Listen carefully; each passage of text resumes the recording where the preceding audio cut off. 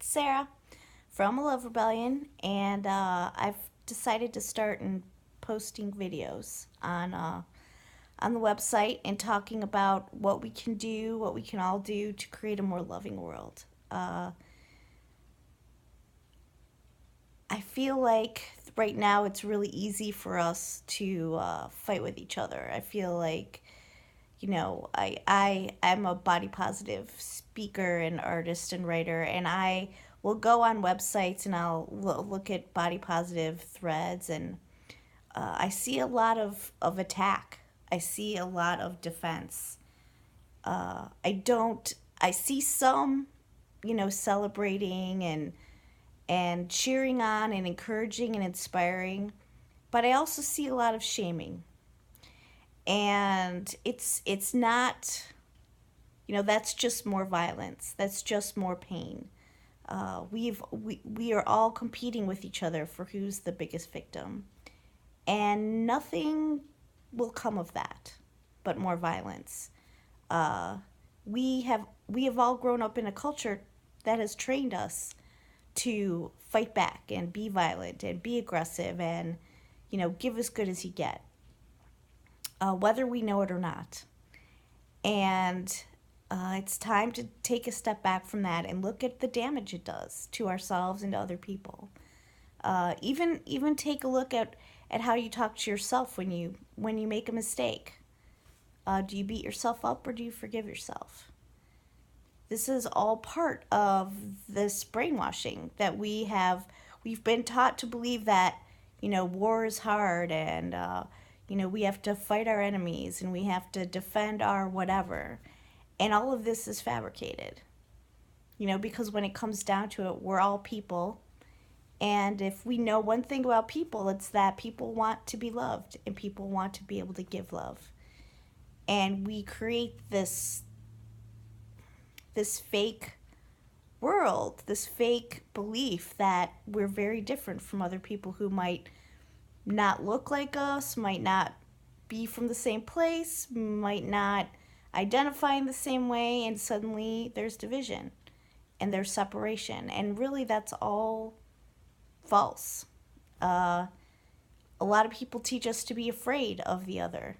They profit from our fear. And it does us no good to believe it. All you have to do is walk outside your door and talk to people you don't know, people who might not seem like you, and you will immediately feel the similarities between you and a stranger. You will immediately feel that there is good and there is hope.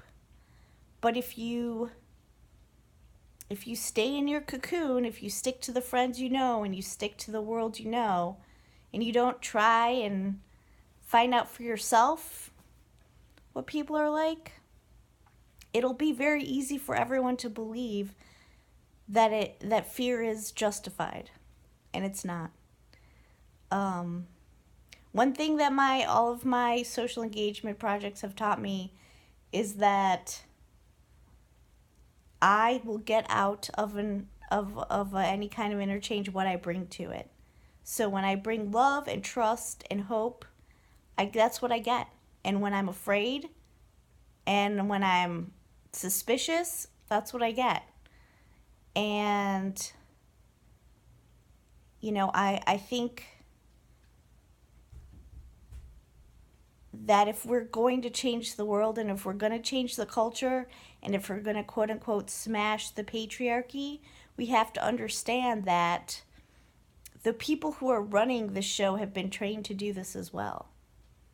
The people who have hurt you have been trained to do that. They know no better. And blaming people and shaming people won't change them.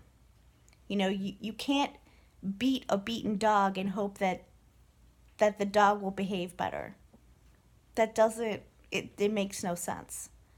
So I guess for today, for my first video on this series that I'm going to be doing, I think it would be a great idea to think about how we treat ourselves and how we treat each other And think about, if we do want change, what that would look like.